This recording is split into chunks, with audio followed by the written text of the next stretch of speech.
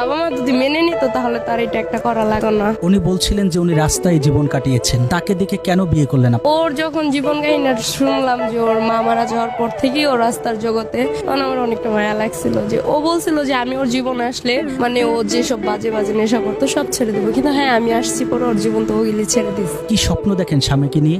দেখি যে আমার স্বামী একটা ভালো চাকরি বাকরি করবে বা আমরা একটা জায়গায় থাকবো, একটা সুন্দর একটা সংসার হবে, আমার বাচ্চারা ভালো মানুষ হবে, এরকম কিছু স্বপ্ন দেখি। কিন্তু সব স্বপ্ন তো আর সত্যি হয় না। আচ্ছা, আমি দেখছিলাম যে আপনি কথা বলছিলেন, এত কষ্টের মাঝেও শুধু হাসছিলেন, এই হাসার রহস্য কি? আমার স্বামী যদি আমার সাথে থাকে, মানে আপনি আমার হাজার কথা শোনালেও আমার কষ্ট লাগে না। এই যে আপনার স্বামী, তার মাঝে এমন কি খুঁজে পেয়েছেন যে হাজারো কষ্টের মাঝেও আপনি হাসতে পারেন? মানে ও হাজার খারাপ হলো, ওর ভিতরে কিছু না কিছু ভালো আছে যেটা দেখলে ভাল লাগে আর কি, অনেক শান্তি লাগে, ভালো লাগে। এই কতটুকু ভালোবাসে? অনেকটা, মানে পুরো পৃথিবী যদি বলে আমাকে ছেড়ে দিতে আমি রাজি আছি। আজকে এই ক্যামেরার মাধ্যমে অনেকেই দেখবে আপনাদেরকে, কেমন লাগবে আসলে? অনেকটা ভালো লাগবে।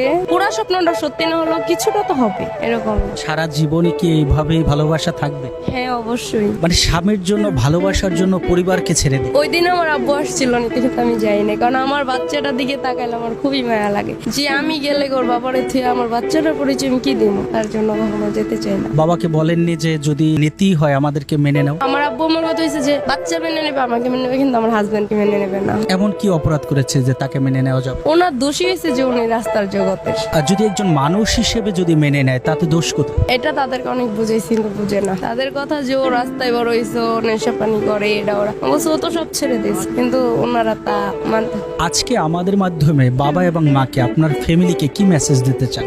দিতে চাই যে এটাই, ওনারা যদি আমাদের মেনে নিত তাহলে আমাদের এই রাস্তার জগতে থাকতে হয় না। হ্যাঁ, এটা ও সবসময় বলি যে আমি যতটুকু ভুল করছি যদি আরো করে থাকি, তোমরা মন থেকে আমাদের মাফ করে দিও। বাবা মায়ের অবাধ্য হয়ে বিয়ে করা, এটা আসলে ভুল করা হয় না?